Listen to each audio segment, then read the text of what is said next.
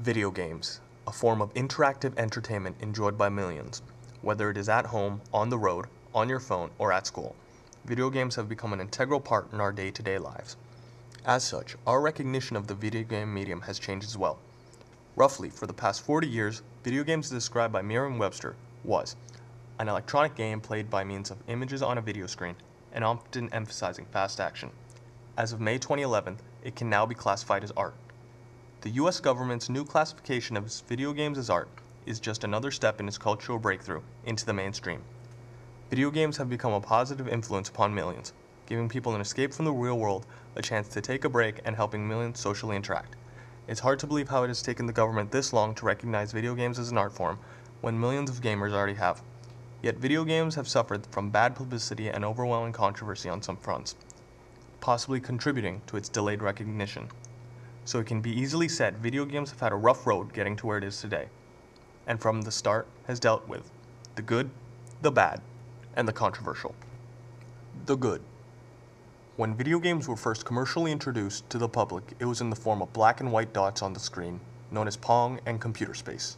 Nothing impressive today, but games that would entertain thousands from the get-go. As gaming grew rapidly, although suffering from the occasional video game crash, it came to establish itself as an invigorating and absolutely remarkable feat in storytelling and entertainment by the 80s.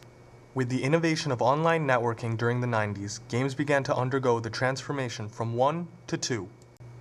As people were able to go online and play games, it grew to become a form of social interaction.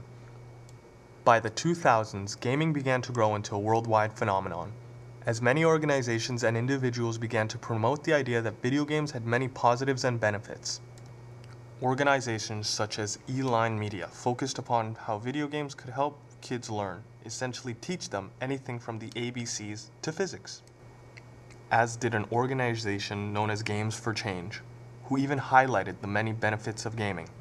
It provides a fun and social form of entertainment, encourages teamwork and cooperation, makes people feel comfortable with technology, develops skills in reading, math, technology, and problem solving, improves hand-eye coordination, fine motor skills and spatial skills, logistics, multitasking, and strategizing, boosts a child's self-confidence. And these are but a few benefits. With companies behind video games investing in its consumers, the benefits grow further. Companies such as Nintendo, who began the virtual fitness trend with their Wii and DS, focused upon getting millions in shape and even smarter. The benefits of gaming are surprising, yet over the course of video game history there have arisen people or events which have insinuated video games to be bad, if not worse than anything else. The most prolific of these individuals would be Jack Thompson, an American lawyer most notably recognized as blaming violent video games for incidents such as the Virginia Tech Massacre, and this. Lee Boyd Malvo, the trigger man in the DC Beltway snipings, was trained by John Muhammad on Halo. As violence and adult themes are growing trends in video games, the negatives of a child's exposure to such content have been studied and reported by such individuals who wish to ban the sale of violent video games to minors.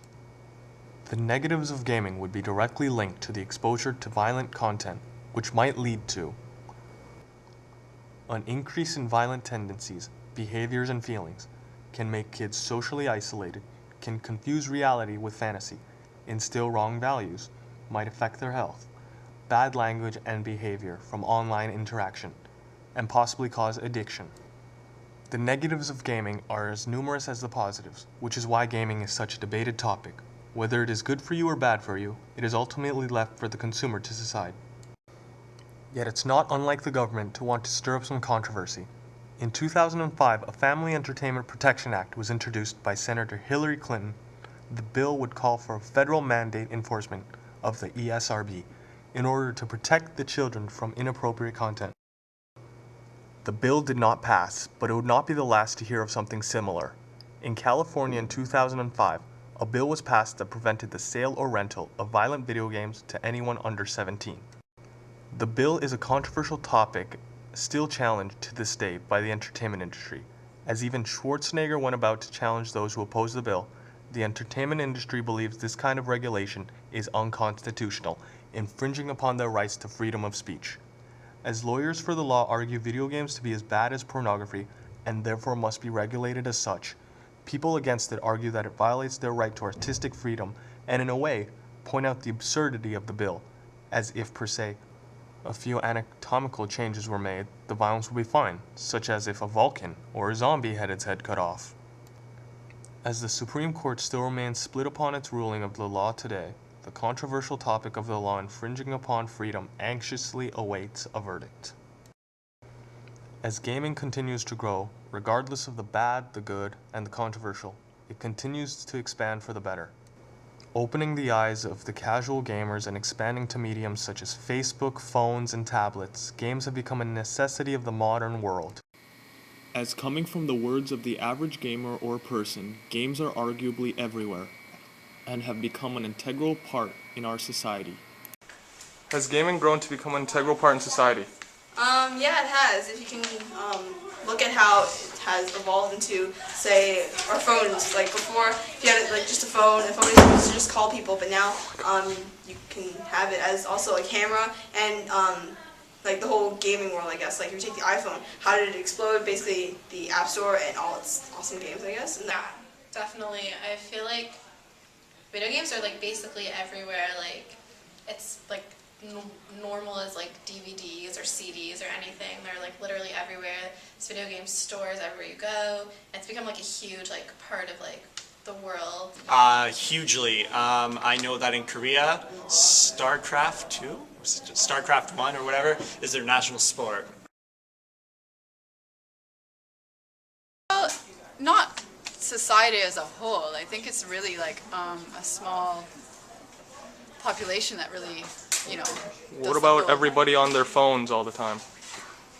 Playing games. Or movies. I don't think there's a ton of people on their phones playing games. Like, maybe Solitaire, maybe like, I don't even know, Angry Birds.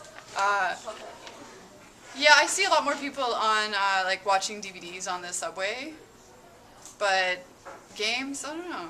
I think it's more like a teenage thing. Teenage, like, university thing.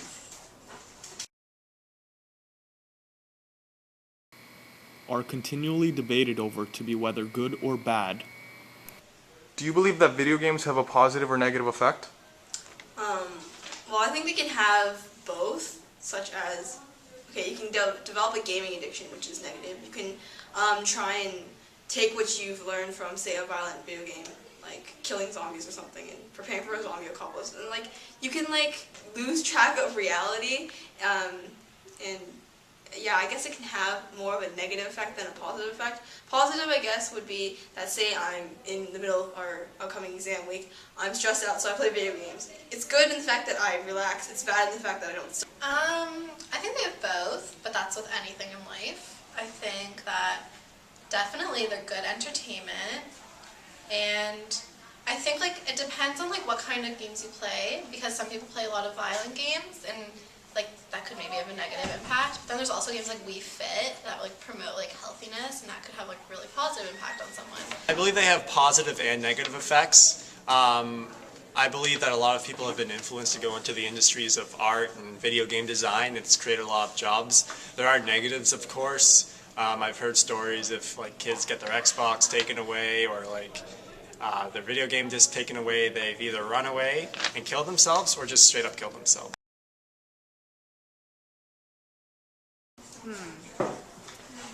I think they have a positive effect in that they make people like eye-hand coordination, that kind of thing. I think that's kind of good, but they really waste a lot of people's time. And people get really obsessed with them too, and it sucks them in. It sucks them in, and they never, yeah, they don't come out. But regardless of debates, are always accepted as a true art form. Do you believe video games are an art, and give an example? Yes, they can be used for, I guess, for people to express their creativity. A great example would be Zelda, Twilight Princess. The art is amazing in that game. I do believe video games are an art form. An example of that would be Metal Gear Solid 4. If you've ever played that game, it's beautiful, it's cinematic, and everything about it is just artsy. Yeah, they're definitely an art. like the graphics are actually like incredible. Like whenever I like play like a video game or something, like honestly, like when you actually think about how much time and like thought like went into like the scenery and like the characters and everything, it's honestly amazing. Like I don't know, like even Mario characters, like if you look at the background and stuff, like they're so cool. It's just like, it's really cool.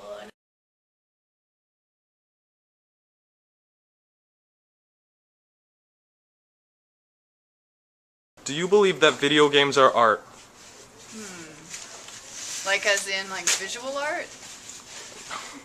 No, as in like a medium, comparing with paintings and movies. No. No.